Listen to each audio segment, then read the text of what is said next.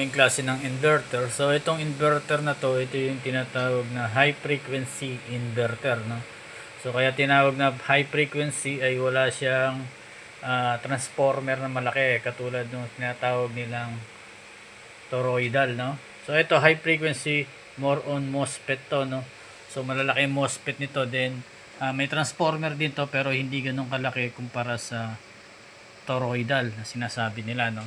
So ito 60 Hz din ang frequency nito, then ang input niya is 12 volts, no? So ito yung device ng isang solar device na nagko-convert sa voltage ng battery natin na 12 volts to 20 volts output, no? Pwede na sa appliances natin. So maraming ang variation to, no? So ito 12 volts to nakalagay dito. So meron ding 24, meron ding 48, meron 60 hanggang sa 72, no? Pero hindi pwede siya auto volt, no? Ibig sabihin kung ano yung nakalagay dito 12 volts ay 12 volts na battery lang ang ilalagay mo. Okay, so katulad dito meron tayong malaki dito. So ito is 24 volts ang input.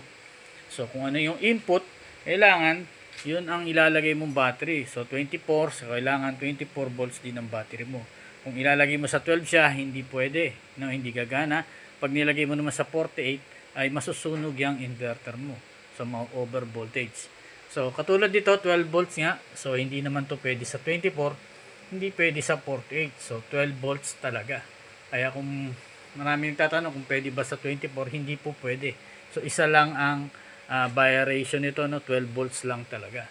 So merong nauusong na pwede sa 12 volts, pwede sa 24, no? Pero hindi, sa tingin ko, no, mas better yung isang voltage lang ang kukunin, no?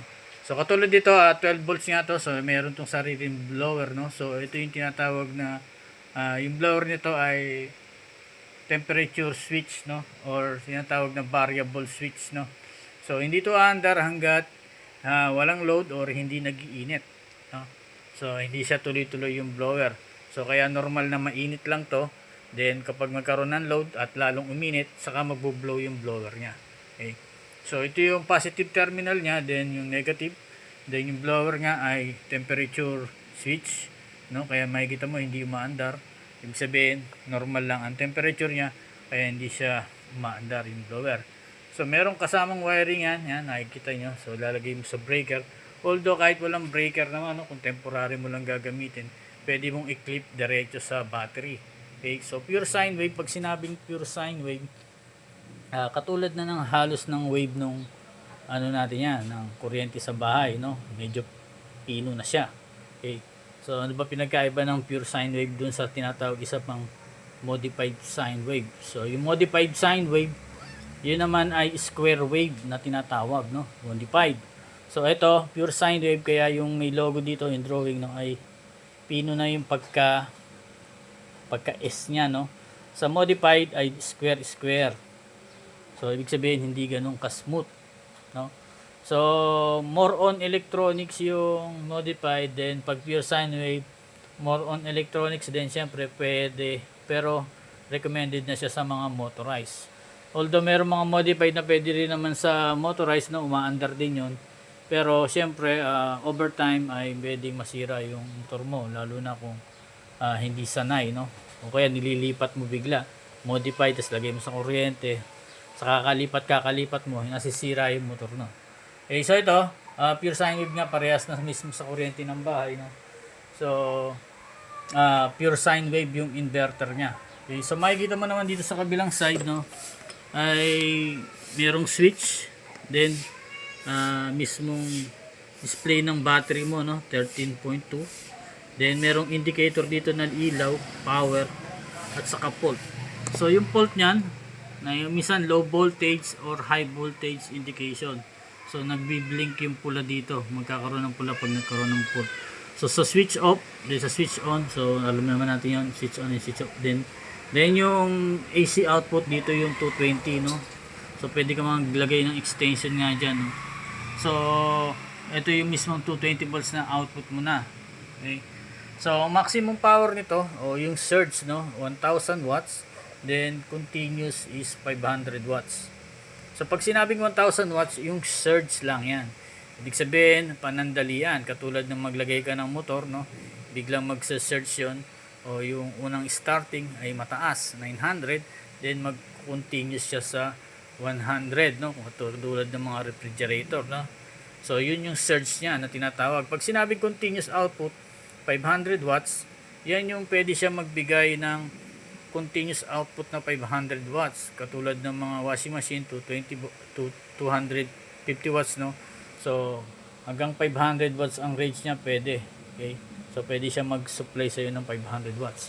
Pero, syempre, hindi mo naman kailangan isagad yun, no? Pwede mismong short period of time lang. Better is 50% mo lang yung 500 watts, mga 250 watts, so okay na yon. So marami ka na maloload noon, TV electric fan, no, dalawang TV, dalawang electric fan, ganun. So then ilaw, no.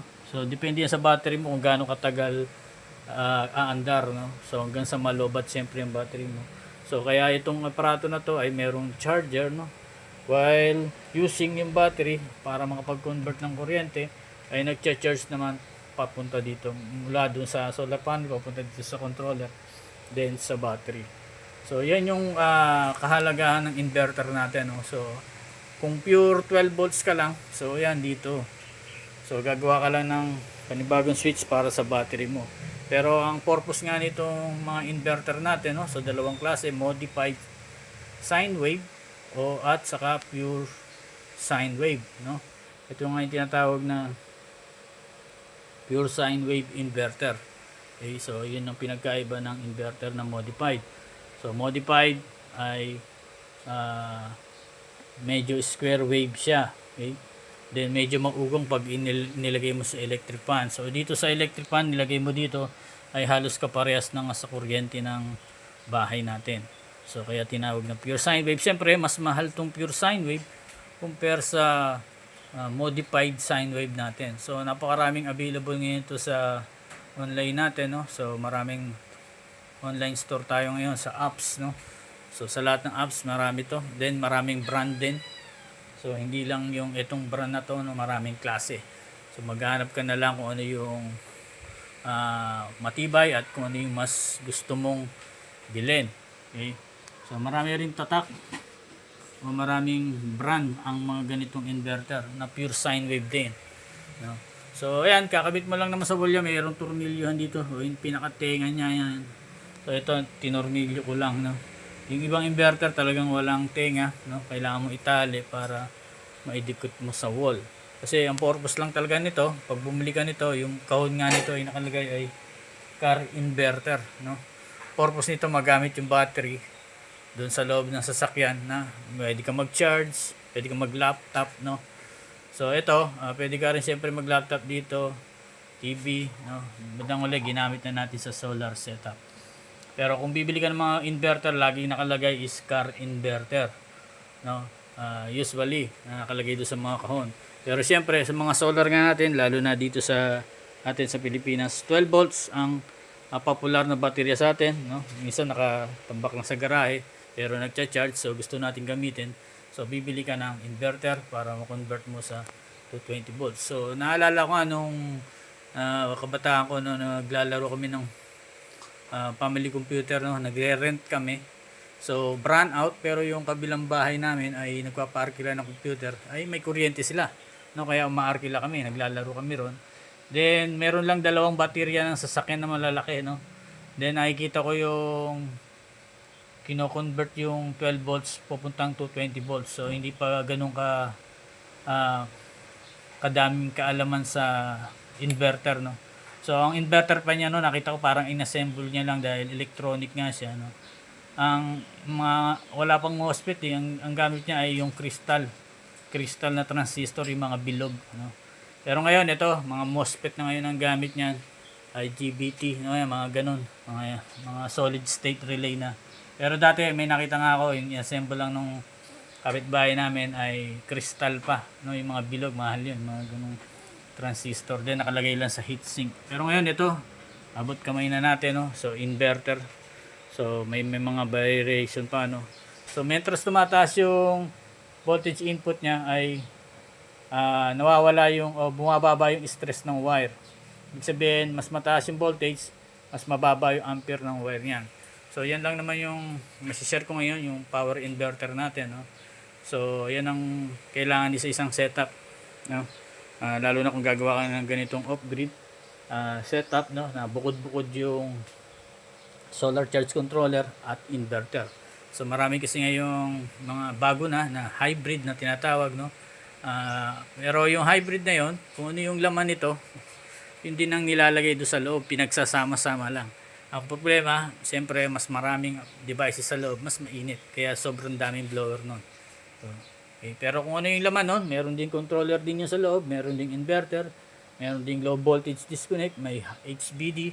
So pinagsama-sama lang sa loob yun. Kaya kapag bumili ka ng hybrid ay medyo mabigat, then maraming heatsink, o mabigat ang heatsink.